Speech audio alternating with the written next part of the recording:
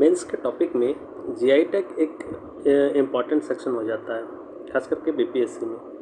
तो GI tag से related जितने सारे क्वेश्चन आएंगे उसका आंसर राइटिंग लगभग इसी टाइप का होगा। ये आपको डिसाइड करना है कि क्वेश्चन किस प्रकार से आता है और उसमें लिखना क्या है, बाकी मटेरियल सेम ही रहेगा।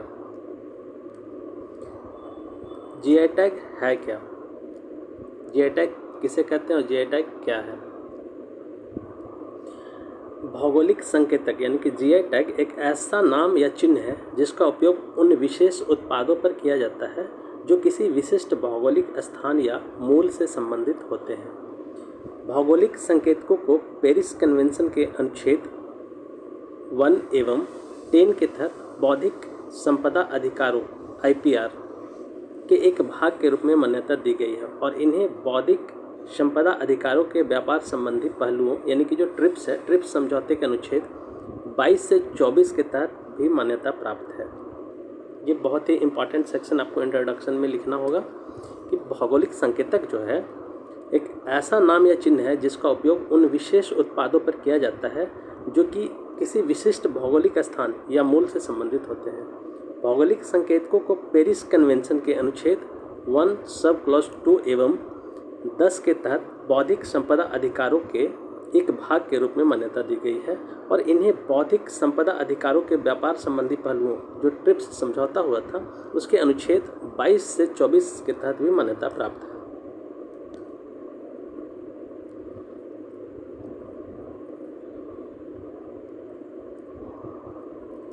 कई यूरोपीय संघ देशों में जीआई को बुनियादी श्रेणियों संरक्षित जीआई यानी कि प्रोटेक्टेड जीआई और संरक्षित मूल स्थान यानी कि प्रोटेक्टेड डेस्टिनेशन ऑफ ओरिजिन में वर्गीकृत किया गया है। भारत में केवल पीजीआई श्रेणी मौजूद है यानी कि जो प्रोटेक्टेड जीआई है बस वही जो है भारत में मौजूद है। नेक्स्ट है, यह प्रमाणीकरण गैर कृषि उत्पादों तक भी बढ़ाया जाता है, जैसे मानव कौशल पर आधारित हस्तशिल्प, कुछ क्षेत्रों में उपलब्ध सामग्री और संसाधन जो उत्पाद को अद्वितीय बताते हैं, यानी कि अद्वितीय यानी कि सबसे अलग जो बनाते हैं उस पर ये ट्रेड है। जीआई का पारंपरिक ज्ञान संस्कृति की रक्षा के लिए एक शक्तिशाली उपकरण है और सामाजिक आर्थिक विकास को बढ़ावा दे सकता है।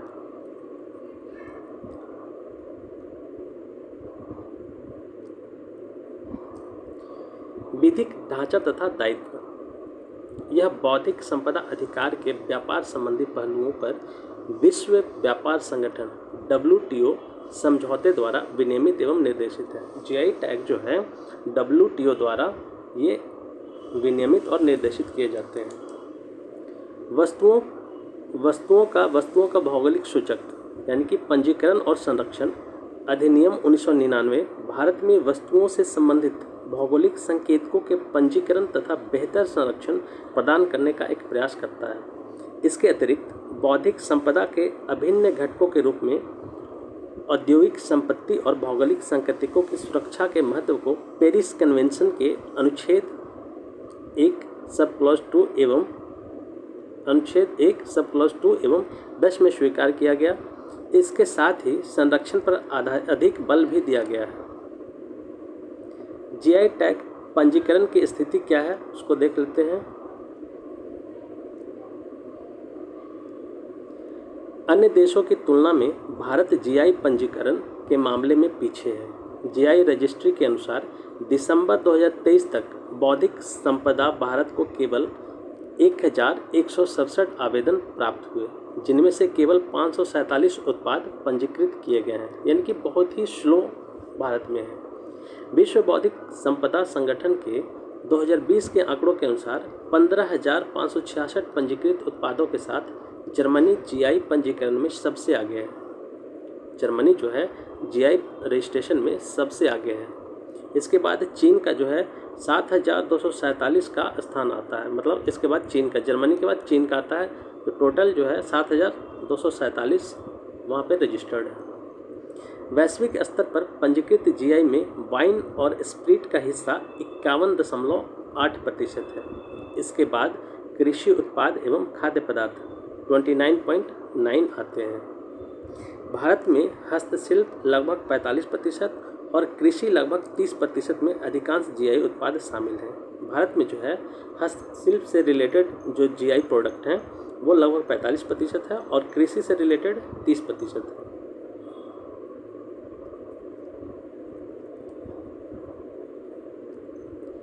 भारत में जीआई टैग के संबंध में चिंताएं क्या है उसको देख लेते हैं, क्योंकि पक्ष और विपक्ष में अगर लिखने में आए तो आपको ये लिखना बहुत ही ज़रूरी हो जाएगा। जीआई अधिनियम और पंजीकरण प्रक्रिया से संबंधित चिंताएं।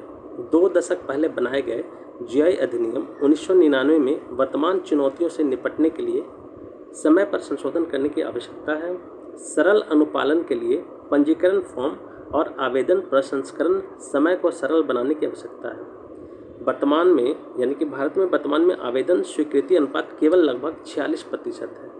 आवेदन तो होते हैं लेकिन स्वीकृत बहुत ही कम होते हैं। उपयुक्त संस्थागत विकास की कमी जीआई सुरक्षा तंत्र के प्रभावी कार्यान्वयन में बाधा उत्पन्न करती है। इसमें एक और समस्या आ जाता है कि कई सारे स्टेट हैं जो आपस में लड़ने लग जाते हैं कि ये मेरे ओरिजिन का है, ये मेरे ओरिजिन का है। जैसे कि जो बंगाल का रसगुल्ला था उसमें भी विवाद हुआ था उड़ीसा और बंगाल को लेकर के।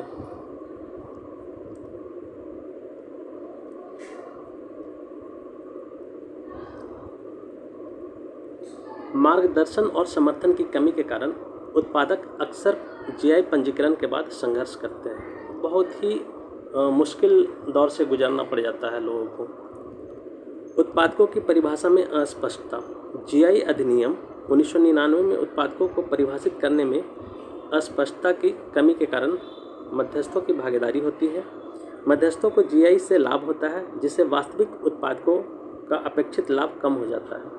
अंतर्राष्ट्रीय स्तर पर विवाद जो है वो भी बहुत ही उभर कर सामने आता है। विशेषकर दार्जिलिंग चाय और बासमती चावल जैसे उत्पादों से संबंधित विवादों से संकेत मिलता है कि पेटेंट, ट्रेडमार्क और कॉपीराइट की तुलना में जीआई में विकास पर कम ध्यान दिया जाता है।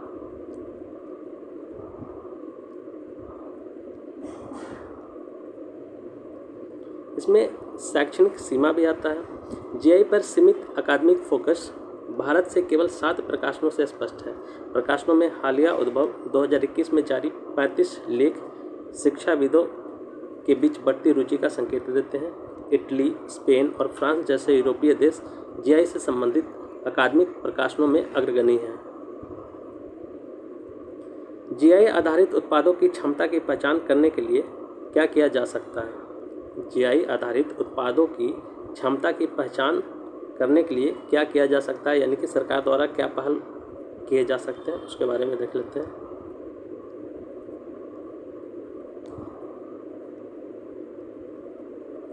जीआई आधारित उत्पादों को बढ़ावा देने के लिए सरकार द्वारा जमीनी स्तर पर उत्पादकों को प्रोत्साहित किए जाने की आवश्यकता है। मोस्ट इम्पॉर्टेंट पॉइंट है। जीआई आधारित उत्पादों को बढ़ावा देने के लिए सरकार द्वारा जमीनी स्तर पर उत्पादकों को प्रोत्साहित किए जाने की आवश्यकता है। कानूनों को वास्तविक उत्पादकों को सीधा लाभ सुनिश्चित करते हुए गैर उत्पादकों को लाभ से बाहर करने की आवश्यकता है। जीआई हितधारकों के बीच प्रौद्योगिकी, कौशल निर्माण और डिजिटल साक्षरता आधुनिकीकरण के लिए महत्वपूर्ण है। सरकारी एजेंसियों को प्रदर्शनियों का आयोजन करने और विभिन्न मीडिया के माध्यम से जीआई आधारित उत्पादों को बढ़ावा देने के लिए व्यापार संघों के साथ सहयोग करने की भी जरूरत है।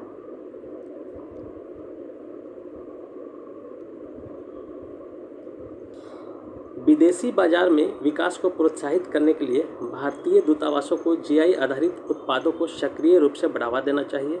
अनुकूल अंतर्राष्ट्रीय टैरिफ व्यवस्था और WTO में जीआई उत्पादों पर विशेष ध्यान वैश्विक उपस्थिति को बढ़ावा दे सकता है। एक जिला एक उत्पाद योजना के साथ जीआई को एकीकृत करने से प्रचार और बाजार तक पहुंच बढ़ सकती है। बाजार आउटलेट योजनाएं विकसित करना, विशेष रूप से ग्रामीण बाजार जैसे ग्रामीण हाट, जीआई उत्पाद दृश्यता को बढ़ावा दे सकते हैं। जीआई उत्पादों की गुणवत्ता में उपभोक्ताओं का विश्वास सुनिश्चित करने के लिए बाजारों में परीक्षण प्रयोगशालाएं स्थापित करना आवश्यक है।